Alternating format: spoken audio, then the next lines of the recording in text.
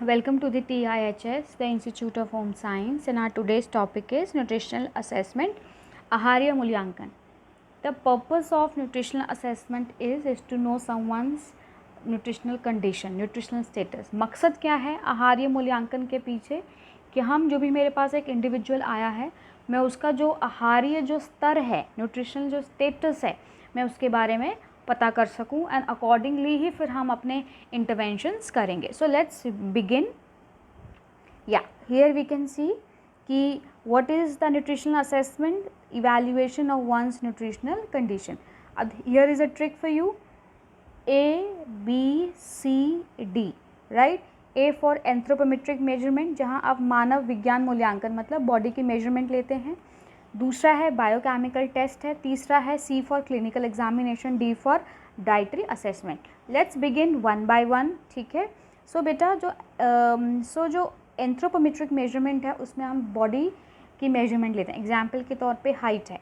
Example एक बच्चा है, ठीक है. For example the child is of 3 to 4 years और 5 to 10 years, और आप डॉक्टर को कहता है जी उसकी एज के हिसाब से उसकी हाइट नहीं बढ़ रही है, तो यू वुड कैन से कि उसकी जो न्यूट्रिशनल स्टेटस है somewhere nutrition is not proper, that is why it is happening, right. This can be the one of the cause, right. Wait आप आम खुद भी देखो, अगर आपका वेट बहुत जल्दी बढ़ रहा है या घट रहा है तो डॉक्टर में से इसकी ये कोई कंडीशन हो सकती है, कोई पैथोलॉजिकल कंडीशन हो सकती है आपको, राइट.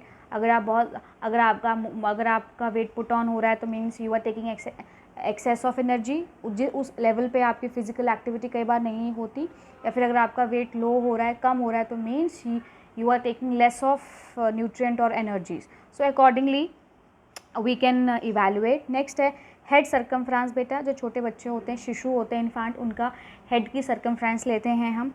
स्किन फोल्ड कैलिपर्स, जो बेटा आंगनबाड़ी में बच्चे जाते हैं, प्ले स्कूल में बच्चे जाते हैं, वहाँ पर स्किन फोल्ड कैलिपर्स की मदद से बच्चों का देखा जाता है कि जो उनकी स्किन है वो कितनी थिक है. जितनी ज़्यादा थिक होगी अकॉर्डिंगली ही उसमें इंडिकेटर्स होते हैं और हम इवैल्यूएट करते हैं. फिर है मिड अपर आर्म सर्कमफ्रेंस, ठीक है, जिसमें हम अपर आर्म की सर्कमफ्रेंस को मेजरमेंट करते हैं, which is use to diagnose the severe acute malnutrition, जिसका इस्तेमाल हम SAM सिवियर मतलब बहुत ज़्यादा, एक्यूट मतलब सडनली जो चीज़ हो रही है, ठीक है, और मालन्यूट्रिशन को पता करने के लिए करते हैं. Now let's move to the next one. The name is biochemical test.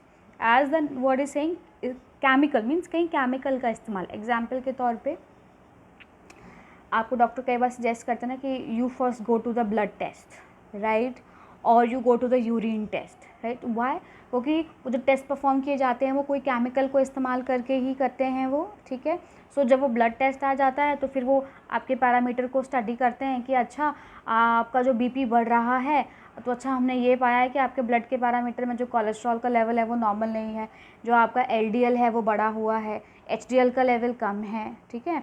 So accordingly in parameters को देख करके भी यू कैन इवैल्यूएट कि भाई ज़रूर जो फैट वाला जो न्यूट्रिएंट है वो बहुत ज़्यादा लिया जा रहा है, that is why it is happening. So this is biochemical test. अब क्लिनिकल एग्जामिनेशन. अब एग्जाम्पल के तौर पे somehow what happens is you say यार तेरी स्किन बड़ी येलो सी लग रही है. हैव यू एवर ऑब्जर्व कि डॉक्टर कई बार आपको बोलता है कि अच्छा अपने हैंड पाम्स दिखाओ, राइट, या अपनी टंग दिखाओ, या आप अपनी आइज़ दिखाओ. फिर वो अगर बोलता है कि उसको पेलनेस नज़र आती है तो वो आपको डॉक्टर कहता है कि it seems like you are having anaemia हो सकता है आपको, राइट. अगर हम देखते हैं किसी के जो नेल्स हैं वो येलोइश हो रहे हैं या फिर वो चम्मच के आकार के हो रहे हैं, this is also clinical sign. नहीं, अगर हमें लगता है कि किसी के बालों में बहुत ज़्यादा ग्रे हो रहे हैं तो एट टाइम भी से कि अच्छा हो सकता है तुम्हें प्रोटीन की कमी हो, राइट.